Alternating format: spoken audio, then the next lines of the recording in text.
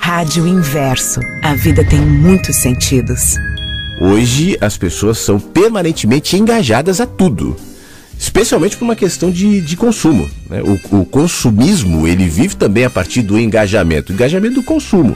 Você tem que estar sempre pensando em comprar alguma coisa, em trocar alguma coisa. Essa mentalidade, e é necessário que seja assim, é justamente para que você não reflita. Se você parar para pensar o que de fato você precisa e o que é essencial para você, você não vira um consumista. Você continuará sendo um consumidor. Todos nós somos um consumidores. Mas até a própria política das empresas, com as metas de lucro incessantes, elas só existiriam a partir da mente consumista. Hoje, por exemplo, eu estava lendo uma manchete aqui que eu vou até ler. Eu até abri o jornal aqui para dizer assim, olha só a manchete que eu li hoje de manhã. O Banrisul, que é o banco aqui do Rio Grande do Sul, né, lucrou 495 milhões de reais entre janeiro e setembro. Aí o complemento da manchete é o seguinte: cerca de metade do registrado no mesmo período de 2019. Estamos numa pandemia, né? Então as coisas estão retraídas. Então não houve, infelizmente, a possibilidade de lucrar conforme o ano passado. Então nesse ano, o lucro entre janeiro e setembro foi apenas de 495 milhões. Você consegue imaginar o que é isso? Não? Eu estou dando esse exemplo, né? Eu não estou aqui anti-banco, não é isso. Mas se a gente vive num nível de desigualdade desse tamanho, é necessário que nossas mentes estejam sequestradas, que a gente não se rebele, que a gente se conforme, que a gente ache que está certo, né? Para a gente chegar nesse ponto, quantas distrações e quanta cegueira foi sendo promovida em todos os níveis, né? Aí você olha para uma manchete dessa e fala assim, é um absurdo, realmente, mas o que eu posso fazer? Eu vou fazer o quê? Vou tacar uma pedra no vidro do banco? Obviamente que não. Mas isso é reflexo de outra ilusão, né? O que você pode fazer? Bom, como é que você lida com o seu consumo? O que é importante para você? Você reflete sobre a natureza do que você ganha, do que você gasta, o que te deixa tão... Eu vejo, por exemplo, pessoas tão endividadas, tão estressadas, eu vejo pessoas que ganham pouco e que vivem uma vida incompatível com o que ganham, né? Ah, mas eu mereço ter um iPhone, não sei, merece, mas vale a pena? Mas eu mereço comprar, eu vejo, compre um carro por pequenas 800 prestações e não sei, será, né? Onde é que esse princípio está em você? É isso que no fim das contas sustenta situações como essas, né? Mas para que essas situações sejam sustentadas, a gente tem que estar cego. Excesso. Quando eu falo sobre ser contundente, quando eu falo sobre enxergar a realidade e não se permear por ela e não se sequestrar por ela, eu falo justamente sobre essas escolhas de lucidez que eu obrigatoriamente farei no cotidiano diante de um mundo insensato. Na era da insensatez, que escolhas sensatas eu promovo todos os dias? E essas escolhas sensatas que eu promovo todos os dias são diretamente ligadas com o meu cotidiano, com o meu olhar em relação a mim, ao outro, a minha política humana, né? É outro ponto que eu gosto de insistir. Política não é Brasília, não são os políticos. Político sou eu. Como eu exerço a política na minha vida, né? Como eu trato a minha vida, o que eu consumo. Claro, eu não estou dizendo aqui não consuma, não é isso. Mas por que determinados movimentos são importantes para mim? Esse autoquestionamento, essa autocrítica, essa lente sobre si próprio, é um grande desafio, porque é muito mais fácil eu vir aqui criticar o Banrisul. Banrisul lucrou 495 milhões de reais, o que é muito, o que é uma loucura. Mas vem cá, onde é que está a minha autocrítica diante desse contexto do qual faço parte, né? A nossa inabilidade total, a nossa negação de fazer autocrítica é o que nos faz, muitas vezes, nos tornar militantes de causas que não nos levarão a lugar nenhum. Somos, mais uma vez, fisgados pela dor. Fisgados pela dor.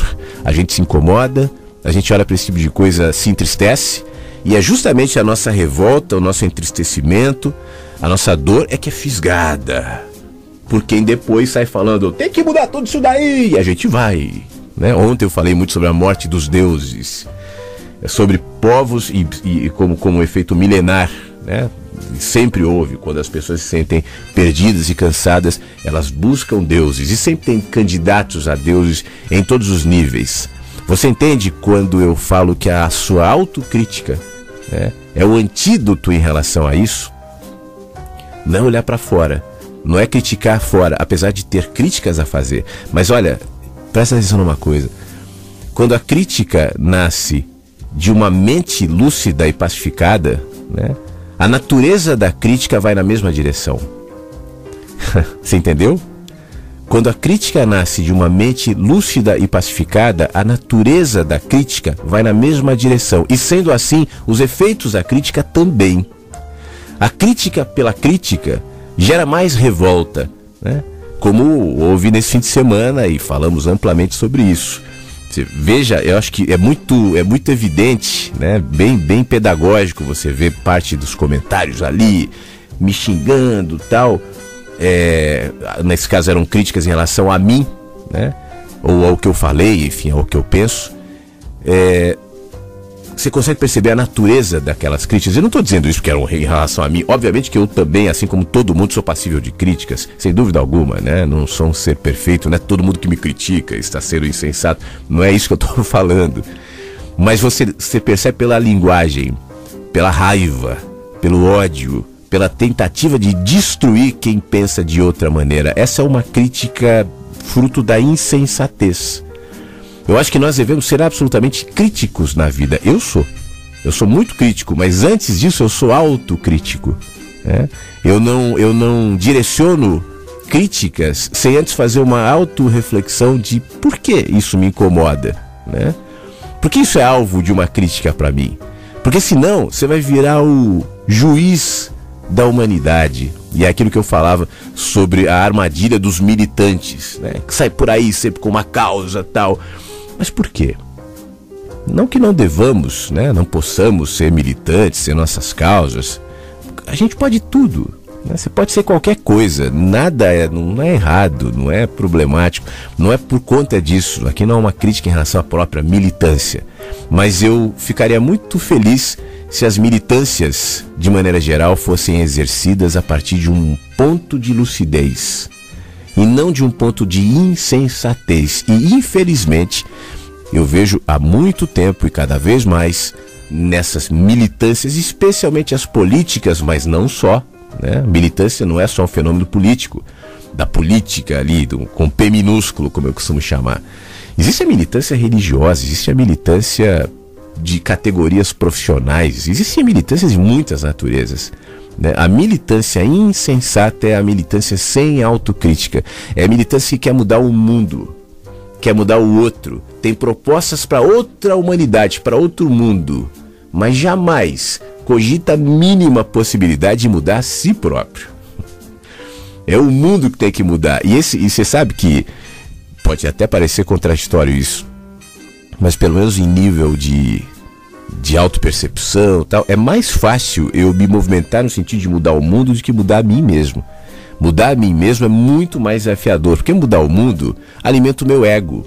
Eu sou um herói, eu estou lutando numa causa, eu sou um patriota, né? Como hoje estourou o símbolo, eu sou um patriota, eu estou lutando contra o sistema.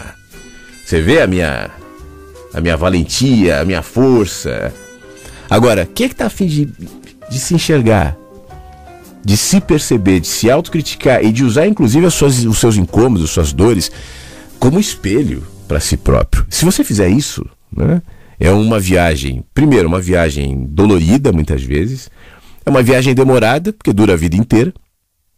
Você vai sempre estar passível a se autoanalisar, a se autocriticar, mas é uma viagem que vale a pena, porque, repito, todo o seu olhar, todo o seu pensamento, todas as impressões que você projetar em relação a qualquer assunto vão passar por esse filtro. Rádio Inverso. A vida tem muitos sentidos.